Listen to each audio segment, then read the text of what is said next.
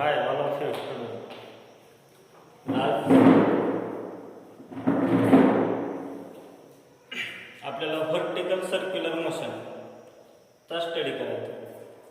The vertical circular motion म्हणजे काय असेल तर व्हर्टिकल सर्क्युलर मोशन म्हणजे ऑब्जेक्ट आहे आणि तो ऑब्जेक्ट व्हर्टिकल प्लेनमध्ये जर रिव्हॉल्व करत असेल तर त्याचं ते मोशन कसं झालं, व्हर्टिकल सर्क्युलर मोशन झालं. व्हर्टिकल सर्क्युलर मोशन दोन टाईपचे असते. पहिलं काय, कंट्रोल्ड व्हर्टिकल सर्क्युलर मोशन असलेलं आहे आणि दुसरा टाईप जो काय लिहिलेला आहे मी, gravity controlled vertical circular motion. आता कंट्रोल्ड व्हर्टिकल सर्क्युलर मोशन आणि gravity controlled vertical circular motion मध्ये काय डिफरन्स आहे पहा. पहिल्या पॉइंट मध्ये काय लिहिलं मी, फी म्हणजे काय, स्पीड, लिनियर स्पीड. तर लिनियर स्पीड जी आहे ऑब्जेक्टची, ऑब्जेक्ट जो की काय सर्क्युलर मोशन परफॉर्म करतो, व्हर्टिकल सर्कल मध्ये रिव्हॉल्व होते, त्याचं व्हर्टिकल सर्क्युलर मोशन आहे. आणि व्हर्टिकल सर्क्युलर मोशन मध्ये त्या ऑब्जेक्टची स्पीड जर कॉन्स्टंट ठेवली जाईल, कॉन्स्टंट असेल कशाच्या मदतीनं, मशीनच्या मदतीनं. म्हणजे if the speed of the object is kept constant with the help of मशीनच्या मदतीने त्या ऑब्जेक्टची स्पीड जर कॉन्स्टंट असेल तर ते कुठलं मोशन असेल, कंट्रोल्ड व्हर्टिकल सर्क्युलर मोशन असेल. ओके. आता स्पीड कॉन्स्टंट आहे म्हणजे ते कसलं मोशन झालं, युनिफॉर्म सर्क्युलर मोशन झालं, ठीक आहे ना. तर युनिफॉर्म सर्क्युलर मोशन तिसरा पॉईंट जो आहे कंट्रोल व्हर्टिकल सर्क्युलर मोशन मध्ये. तर कंट्रोल व्हर्टिकल सर्क्युलर मोशन मध्ये ऑब्जेक्ट वरती ऍक्ट होणारे जे काही फोर्सेस असतील, समजा टेन्शन आहे, वेट आहे ऑब्जेक्टचं, टेन्शन नावाचा एखादा फोर्स असू शकतो, फ्रिक्शनल फोर्स असू शकतो. सगळ्या फोर्सचा मिळून जो काही एक सिंगल फोर्स मिळणार आहे त्याला आपण रिझल्टंट फोर्स म्हणतो.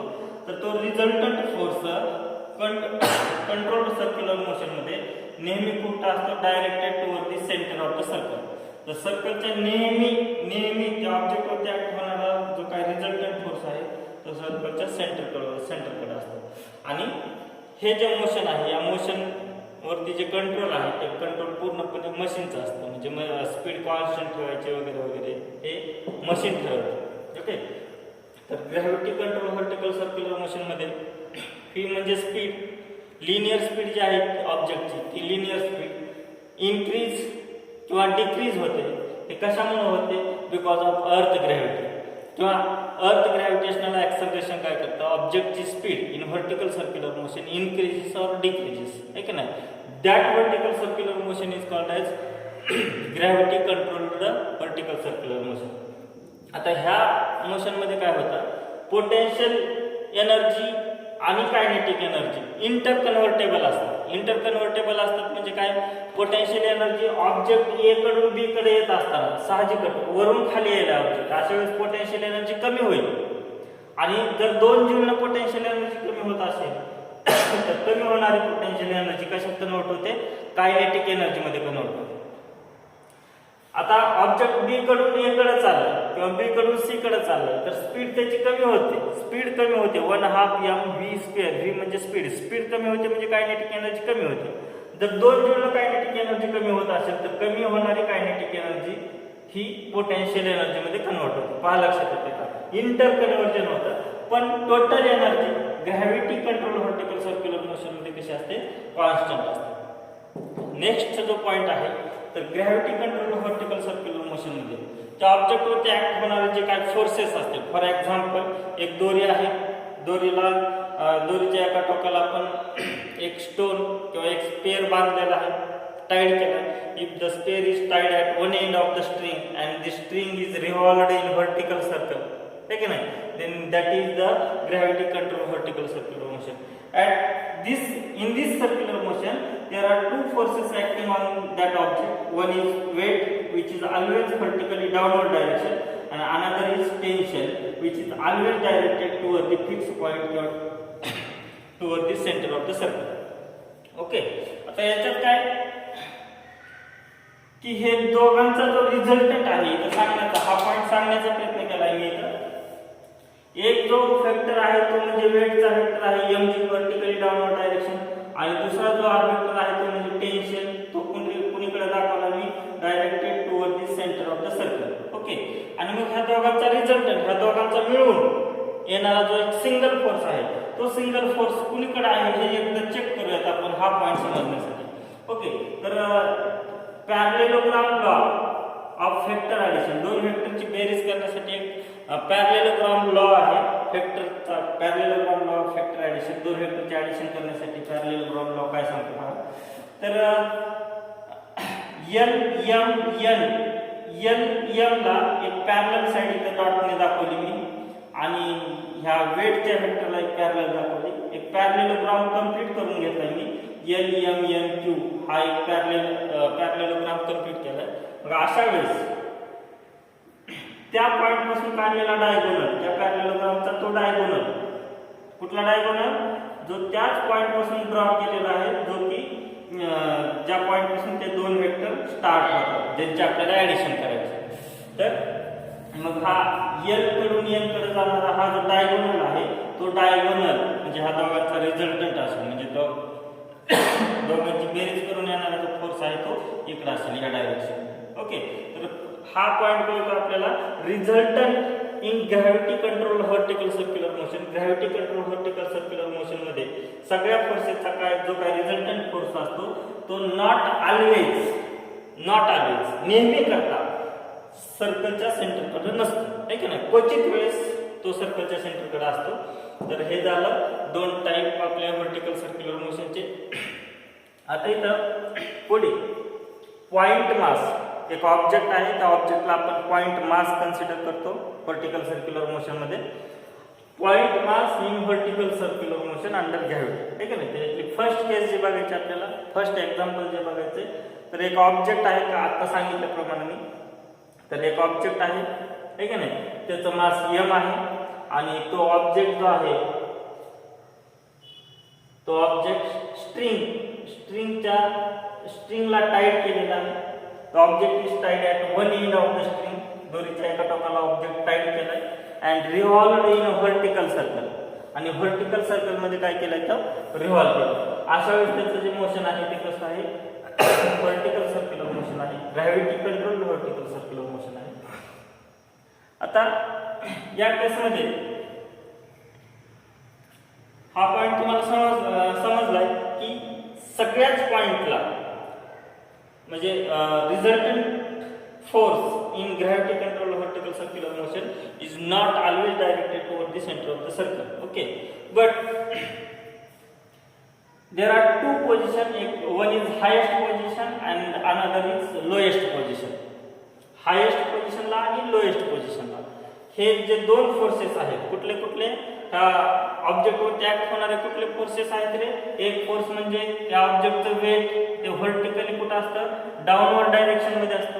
आणि दुसरं जे आहे ते म्हणजे फोर्स ड्यू टू टेन्शन, दोरीमध्ये असणाऱ्या टेन्शनमुळे असणारा force which is always directed toward the centre of the circle. Object वरती टेन्शनमुळे ऍक्ट होणारा फोर्स हा नेहमी हा कुठं असेल, सेंटरकडे असेल. तर हे टेन्शनचे फोर्स आले लक्षात. तर इथं ह्या दोघांचा रिझल्टंट फक्त दोन पॉइंटला, हायेस्ट पॉइंटला आणि लोएस्ट पॉइंटला, हा directed toward the centre of the circle असेल. ते कसं पहा, हायेस्ट पॉइंटला इथं बघा, ऍट हायेस्ट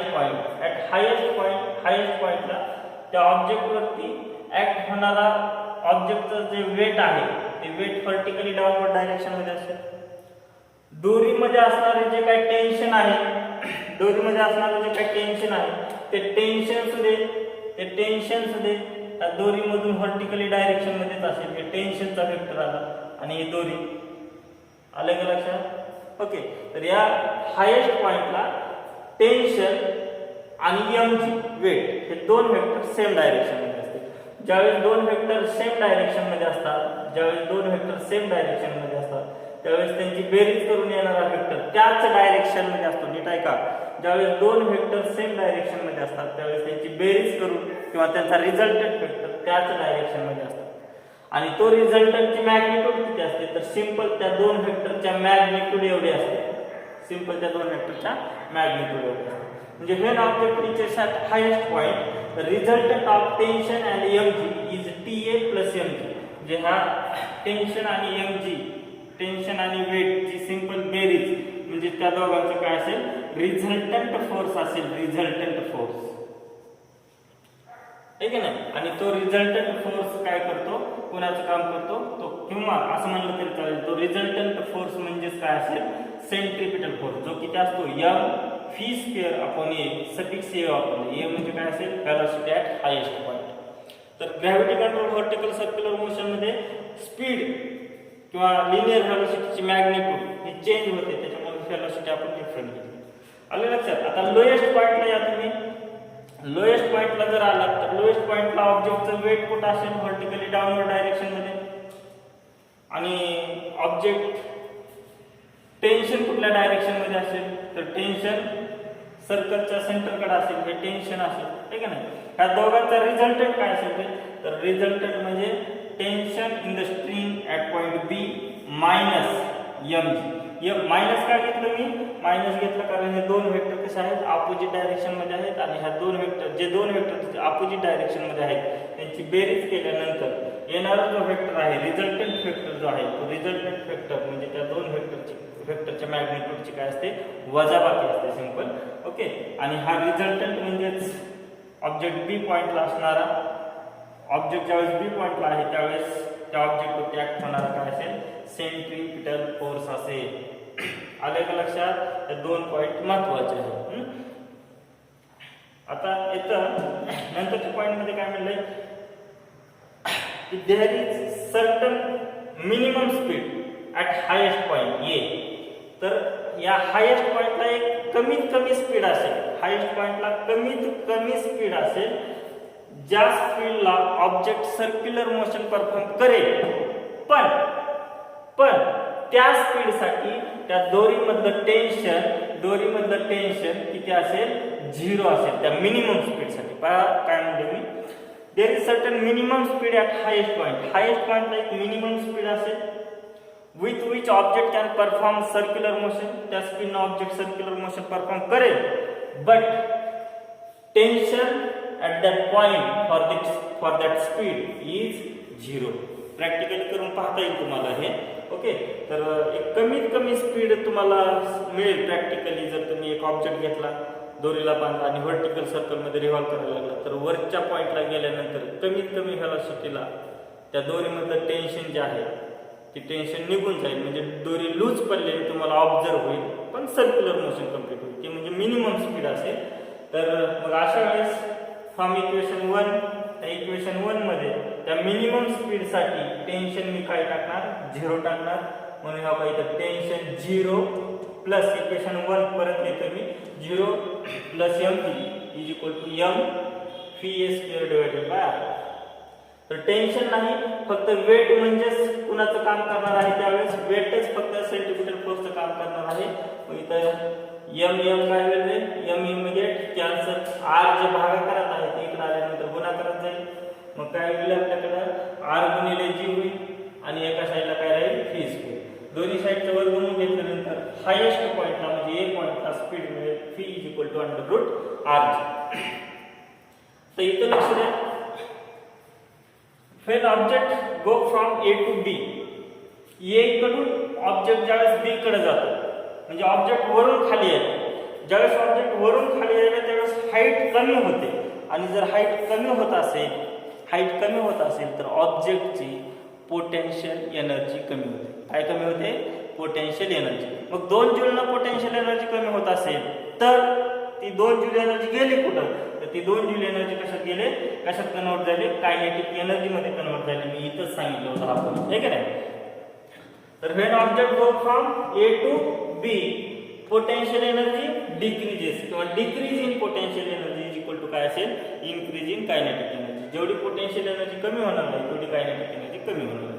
पोटेन्शियल एनर्जी किती न कमी होणार आहे, पोटेन्शियल एनर्जी किती न कमी होणार आहे, पोटेन्शियल एनर्जी कमी होणारी पोटेन्शियल एनर्जी किती असणार, mgh. जेवढी हाईट कमी होणार तेवढी पोटेन्शियल एनर्जी कमी होणार, जेवढी हाईट वाढणार तेवढी पोटेन्शियल एनर्जी वाढणार. मग हाईट किती आहे, a पासून b पर्यंत येत असताना ऑब्जेक्टची हाईट किती कमी झाली, तर मला वाटतं हे अंतर r आणि हे अंतर r प्लस r 2r है की नाही. तर पोटेन्शियल एनर्जी mgh एवढी कमी होत असते. जेवढी हाईट कमी झाली तेवढी पोटेन्शियल एनर्जी. मग हाईट कितीनं कमी झाली 2r आणि mg गुणिले tr. ही कमी झालेली पोटेन्शियल एनर्जी कशा एवढी आहे तर कमी झालेली potential energy is equal to वाढलेली kinetic energy. Decreasing potential energy is equal to increasing kinetic energy. मग कायनेटिक एनर्जी किती वाढली तर बी पॉइंटला असणारी कायनेटिक एनर्जी कशी लिहिणार मी 1/2 mv/v² मायनस ए ला किती होती कायनेटिक एनर्जी 1/2 mv/a². ही सफिक्स आहे. कायनेटिक एनर्जी फॉर्म्युला तर माहित असेल की. तर बी ची कायनेटिक एनर्जी मायनस ए ची कायनेटिक एनर्जी म्हणजे इन्क्रीजिंग कायनेटिक एनर्जी आणि mg × 2r म्हणजे काय असेल decreasing kinetic energy. Okay try to understand. समजून घ्या. इथं काय केलं मी 1/2 m एक कॉमन काढलं. ब्रॅकेट मध्ये काय राहिले ब्रॅकेट मध्ये राहिलं vb² - va². इथं कळतं की मला हे m गेट कॅन्सल. हे 2 भागाकारात इकडे आलं 2 गुणाकारात किती झालं 2 गुणिले 2 4 झालं. किती झालं 4gr इज इक्वल टू काय राहिलं रे vb² मायनस va². पण va velocity at highest point किती काढले इथं पाहिजे इथं व्हेलॉसिटी ॲट हायेस्ट पॉइंट किती आहे √rg. दोन्ही साइडचा स्क्वेअर केला किंवा इथं पहा va² किती आहे r गुणिले g आहे की नाही किंवा g गुणिले r gr कळायला पाहिजे. मग हे मायनस आहे आल्यानंतर काय होईल प्लस. हे 4gr मायनस 1 आल्यानंतर प्लस झालं. हे gr इज इक्वल टू काय राहिलं vb². 4gr + gr किती 5gr इज इक्वल टू काय आलं vb². दोन्ही साइडचे स्क्वेअर रूट घ्या काय येईल मग vb इज इक्वल टू दोन्ही साइडचे ही बाजू इकडे लिहितो हे इकडे लिहितो vb is equal to √5gr. कळेल ना. हे पण नाही किती ओके. तर एक पॉइंट राहिला फक्त आपला